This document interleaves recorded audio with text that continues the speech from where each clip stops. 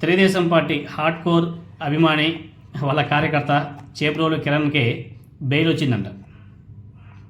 Chebrolu కిరణ్కి bail మంజూరు అని చెప్పేసి ఏబిఎన్ రాధాకృష్ణ తన కరపత్రికలో కూడా రాశాడు. దీని మీద వైఎస్ఆర్ కాంగ్రెస్ పార్టీ వాళ్ళు అయితే కొంచెం కోపంగానే ఉన్నారు. వైఎస్ఆర్ కాంగ్రెస్ పార్టీ కార్యకర్తను అరెస్ట్ చేస్తేనేమో 50 రోజులైనా కానీ బెయిల్ రాదు. కానీ ఈ చేబ్రోలు కిరణ్ గారు జగన్మోహన్ రెడ్డి గారి మీద వాళ్ళ ఫ్యామిలీ మీద ఇష్టం వచ్చినట్టు మాట్లాడితే 14 రోజులు కూడా పూర్తి కాకుండా ఎలా బెయిల్ వచ్చింది అనేసి వైఎస్ఆర్ కాంగ్రెస్ పార్టీ కార్యకర్తలంతా కూడా పాపం మంచి కసి మీద ఉన్నారు. ఇదే చేబ్రోలు కిరణ్ మీద దాడి చేయడానికి వెళ్ళినటువంటి గోరంట్ల మాధవ్ గారు కూడా నాకు తెలిసి ఇంకా బెయిల్ రాలేదనుకుంటా, ఎంపీ గారు. కానీ చేబ్రోలు కిరణ్కి మాత్రం బెయిల్ ఇచ్చారు. దీని మీద వైసీపీ మాత్రం అసలు మామూలుగా ఫుల్ గరంగా ఉంది. ఏంటి మన లీగల్ సెల్లో లోపం ఏంటి, వాళ్ళ లీగల్ సెల్లో అంత స్ట్రాంగ్గా ఉండడానికి గల కారణం ఏంటి అనేసి చాలామంది ప్రశ్నిస్తున్నారు.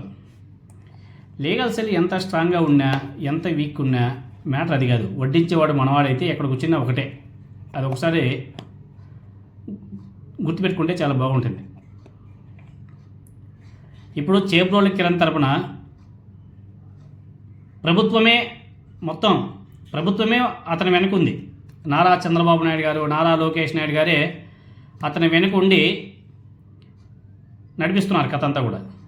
అలాంటిది ప్రభుత్వం ఇక్కడ మెయిన్ చెప్పాలంటే ప్రభుత్వానికి సంబంధించిన లాయర్లు వాదించి మరి బెయిల్ మీద తీసుకొచ్చి ఉంటారు. వాళ్ళకి వీళ్ళకి కొంచెం డిఫరెన్స్ అయితే ఉంటుంది. వాటిని కూడా వైఎస్ఆర్ కాంగ్రెస్ పార్టీ వాళ్ళు కొంచెం గ్రహించాలా. లేట్ అయినా పర్లేదు కానీ ఎవరికైనా సరే బెయిల్ అయితే వస్తుంది, ఏం వరి కావాల్సిన పర్లేదు. ఎనీహౌ మొత్తానికైతే చేబ్రోలు కిరణ్కే బెయిల్ అయితే వచ్చింది. దానికి సంబంధించి మన రాధాకృష్ణ కూడా ఏదో రాశాడు. దాంట్లో ఒక చిన్న పాయింట్ కూడా ఉంది. ఆ పాయింట్ మీకు చెప్తాను నేను. అతనేమో రాశాడంటే ఏబిఎన్ రాధాకృష్ణ ఆంధ్రజ్యోతిలో ఏమో రాశాడంటే, సోషల్ మీడియాలో అనుచిత వ్యాఖ్యలు చేసి సస్పెన్షన్కు గురైన ఐటీడీపీ కార్యకర్త చేబ్రోలు కిరణ్కు గుంటూరు జిల్లా మంగళగిరి కోర్టు బుధవారం బెయిల్ మంజూరు చేసింది.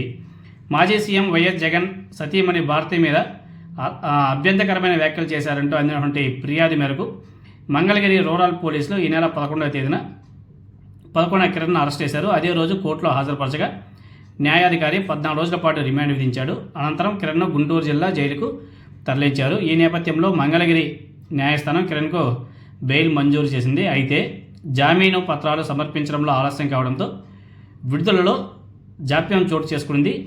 ప్రస్తుతం చేబ్రోలు కిరణ్ జైల్లోనే ఉన్నాడు. కిరణ్ గురువారం జైలు నుంచి విడుదలయ్యే అవకాశం ఉంది. సాధారణంగా ఐటీ యాక్ట్ కేసులో వారం రోజుల్లో బెయిల్ వచ్చే అవకాశం ఉన్నప్పటికీ కిరణ్ విషయంలో కొంచెం ఆలస్యమైంది. ఈ పాయింట్ నోట్ చేసుకోవాలి.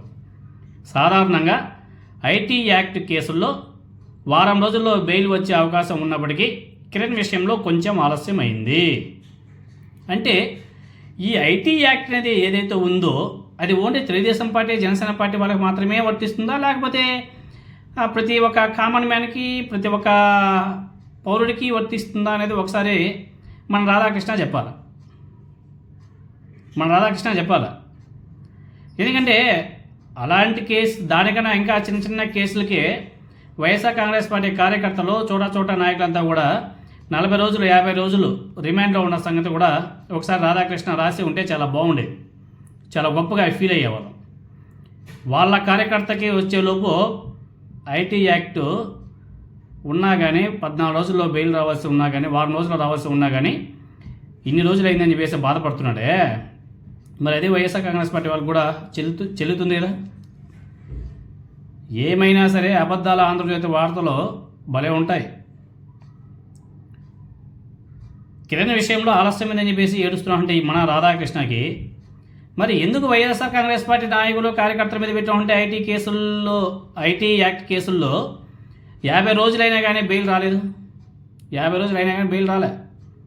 ఎందుకంటే వైసీపీ వాళ్ళ మీద పోలీసులు కస్టడీ పిటిషన్లు వేస్తారు, ప్రభుత్వ లాయర్లు బలంగా వాదిస్తారు.